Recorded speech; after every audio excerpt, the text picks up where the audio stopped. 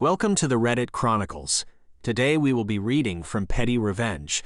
Our first post is by Zayante Bear. Do not mess with me at Costco. A couple weeks ago, after checking out at Costco, I was doing the normal routine for loading purchased items into the vehicle. I quickly and efficiently transferred everything from the cart to bags in the backseat of my truck. This usually takes me about 90 seconds to do before returning the cart. I don't like to hold strangers up and generally want to get home and swim around in my Costco purchases like a middle-aged Scrooge McDuck.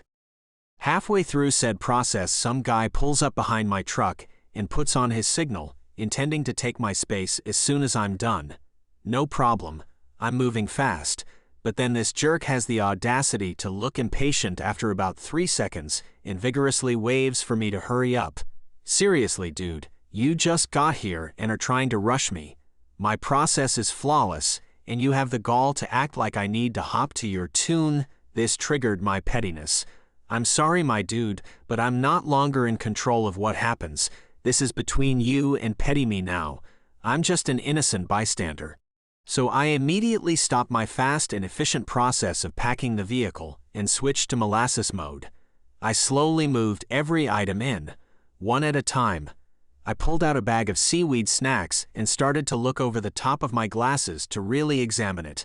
I slowly read its description out loud. Then he looked around as if to find a bystander to discuss this purchase with. I resumed. More items went in. When he looked like he was about to give up, it act like I was done. Then discover, nope, more items still in the cart. I dragged this on for about 5 minutes, making him wallow in place, trapped by the sunken cost of how long he already waited. I'm now done and getting behind the wheel. He seemed relieved, like the blood vessel he was about to rupture with impotent rage was finally easing. So I back my truck up. Slowly. I stop, pull forward to reposition, and the slowly back to again. I'm channeling my inner Colin Robinson and making this process as excruciating as possible. I backed up slowly, far more than I needed, until he thought I was going to hit him and started to honk. And finally, I drive away. I know this doesn't compare to most petty stuff on here, but it amused me and I wanted to share. Our next post is by Pasta Mark. I got a little girl in trouble on purpose. I have a 1-year-old son, and we decided to go to the playground one day. On this day, a bunch of kids were there, among whom was a bratty 4-year-old or so girl who had a mean streak to her. My son, who didn't know better, went close to her, and she just tells him, "What are you doing here? You're not invited here." I agree, I kinda didn't like my son being bullied, but I figured he doesn't understand these things yet. And I didn't want to be one of those sensitive helicopter parents who shield their kids from everything. So I just took my son and we played elsewhere. Later on, I see that her grandma was there, and it seemed like she's not one of those loosey-goosey grandma. So while the girl was close to her grandma, and it dawned on me I could bait her to be mean to my kid in front of Granny. So I placed my son close to her since I figured out he wouldn't understand anyways. And it worked. She said, "You're not welcome here, go away." And her grandma heard, and she got in trouble. And the grandma said they now will go home since she can't be nice. She fought it, but couldn't do anything. Part of it, I think Granny just wanted to go home. Our next post is by Big Tex. Scumbag neighbor broke into my vehicle and stole my stuff, so I returned the favor. I rented a duplex in my early 20s. My neighbor was a wannabe gangster type and made the mistake of breaking into my vehicle one night. I had a small SUV with a removable soft top, so the neighbor figured it would be easy pickings to just peel back the top and help himself to my stereo, amplifier, CDs, and some other miscellaneous stuff. I discovered the break-in early in the morning after it occurred. I knew for certain who the culprit was. We were not in a heavily populated area, and my neighbor was well known for thievery. I waited around for him to leave his place, and when the opportunity arose, I went around the back of the house and looked through the bedroom window to find that, sure enough, my stuff was sitting right on the floor in there. I instinctively tried the window, and as luck would have it, the sash went right up. Bingo, I hopped through and quickly surveyed the items laying around. It occurred to me that I could get some excellent revenge here if I played it right. So rather than just recoup my stuff and wind up in a fight over it, I borrowed a marker and proceeded to write my name on all my stuff and also a few choice items of his just for good measure. I then climbed back out the window and waited. When he finally came back, I called for some police presence and explained to them how my vehicle got robbed, and I knew it was the neighbor due to seeing through the window.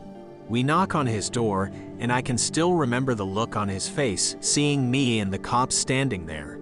He was not even close to ready for the encounter, and almost certainly had drugs on him, so he was very cooperative, given the circumstances. I politely explained that I know he broke into my vehicle, and I needed him to return my stuff immediately, or I will have to press charges. He went and retrieved my things, and I pointed out my name written on them to the officer. I asked about my other stuff while he looked back puzzled and dumbfounded. I rattled off the other couple of choice items of his that I also put my name on earlier. The look on his face while he handed over his stuff to me while the cop was standing there was priceless. Our next post is by Ladybug. Gave a grabby guy at the bar a taste of his own medicine. I was out at a club hanging with some girlfriends when a group of guys walked past. My girlfriend looked uncomfortable. I asked what was wrong. She told me one of the guys in the group had grabbed her butt. I asked which guy and followed them inside. I went right up to the guy in question and asked, "Hey, did you grab my girlfriend's butt?" To which he smirked and responded, "Yeah, so." I didn't even think before I was reaching down to grab him by the balls, hard. He was screaming while I shouted, "Yeah, you like that? You like being grabbed by strangers?" I noticed his friends laughing and video recording, so I went up to one and dramatically tried to make out with him, which he was disgusted by. Security escorted me outside, but they were laughing. They said what I did was hilarious, but they had it handled. They didn't kick me out, but told me it was probably best if I went home for the night. Our next post is by Slapworks. Ex's husband can't seem to get over me. So I dated a girl long distance for a year back in 2010. We broke up rather amicably, or so I thought. Her new boyfriend, now her husband, called me about a month later telling me that she had been seeing him behind my back and that she never really loved me, etc. Personally, I laughed it off. I knew the relationship wasn't going anywhere, and I had been looking for an easy out for months. Being long distance made it much easier, but apparently it made him feel good about himself. Fast forward a few years, they're married, and he's traveling for work, which included a layover in my city. He posted something about me from the airport and tagged a mutual friend of mine, so I saw the post. Something along the lines of, "Mr. Steal your girl back in your city." I know it was about me because the friend he tagged asked what he was talking about, and he mentioned me. Apparently he has made several posts like this, both before and after I saw this one. I haven't seen or talked to either my ex or him since about a month after he called me years ago, during which there were several petty interactions. However, the fact that I was still on his mind after a few years, thinking that he had won some sort of competition against me, got my petty revenge thoughts brewing. I mean, he thinks it's a petty competition, so why not step up to the plate and take a few metaphorical swings? On this occurrence, I looked through his socials and noticed they were living my ex's house, so I knew the address. I also knew that you can sign people up to be visited by Jehovah's Witnesses. Fast forward another few months, there's a new post about him having to deal with Jehovah's Witnesses coming to his door 8 times in a month. Our next post is by Country Fence. Entitled "Lady Tries to Force Me to Leave a Public Lake, I Force Her to Leave Instead." I used to work as a detective for a local police department, retired now, and this occurred when I was still employed there. In my life, I've always made every attempt to stay on the right side of the law, as I consider hypocrisy one of the worst traits for an officer of the law to have. I owned a nice ski boat, and in my spare time, I enjoyed taking my family to the local public lake to use the boat and tube, water ski, swim, etc. My kids were ages 12 and 13 at the time, and they really got a kick out of this. They wanted to go nearly every day off I had, all summer long. One day, we were at the lake, and after a few hours, my daughter mentioned she needed to use the bathroom. The lake also had a public swimming beach that had public restrooms, and we would often take bathroom breaks there. We would pull up to shore well away from the marked swimming area, and we'd disembark to use the facilities. One day, as we pulled up, I noticed a lady on a lounge chair sunbathing on shore near where we pulled the boat up.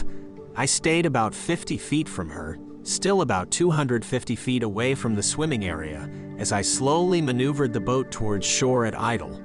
As I got close, she stood up and glared at me, while my kids whispered to me that they knew her as a mean lunch lady from their previous elementary school.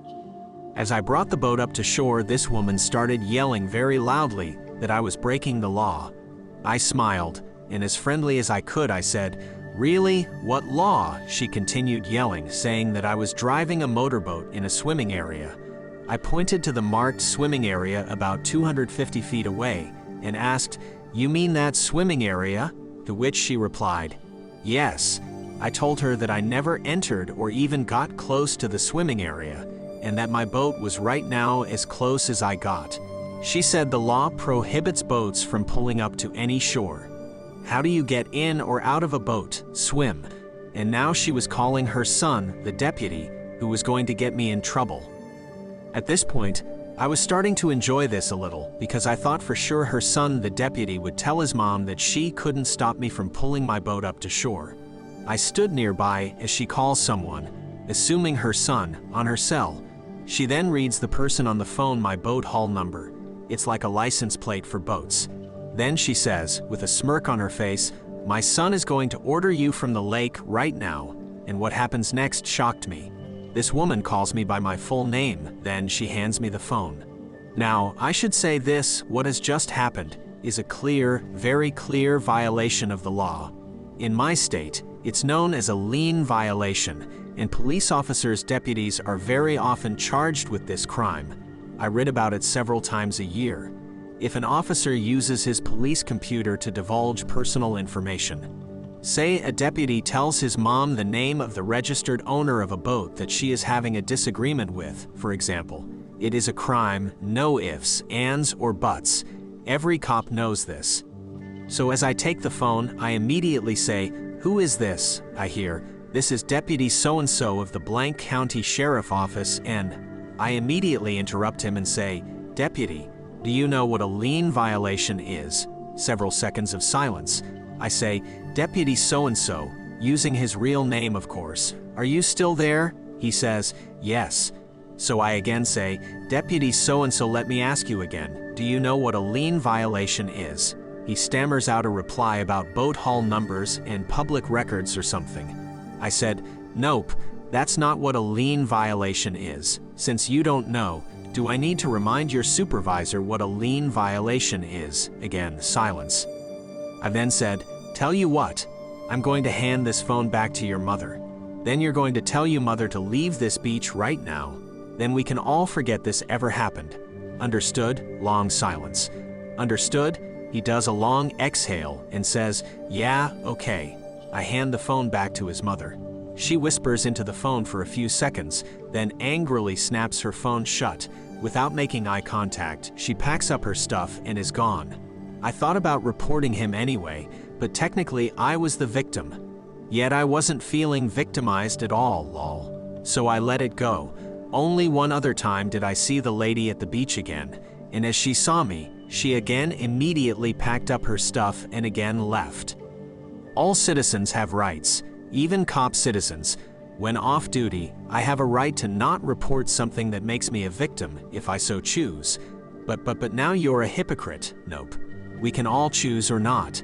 We all get rights, and I will happily prosecute anyone, or otherwise, when I'm truly victimized, I get to make the call as to when I'm victimized. But demanding that I become a victim when I don't want to be, now who's victimized? Thank you for listening to the Reddit Chronicles. Follow for more content.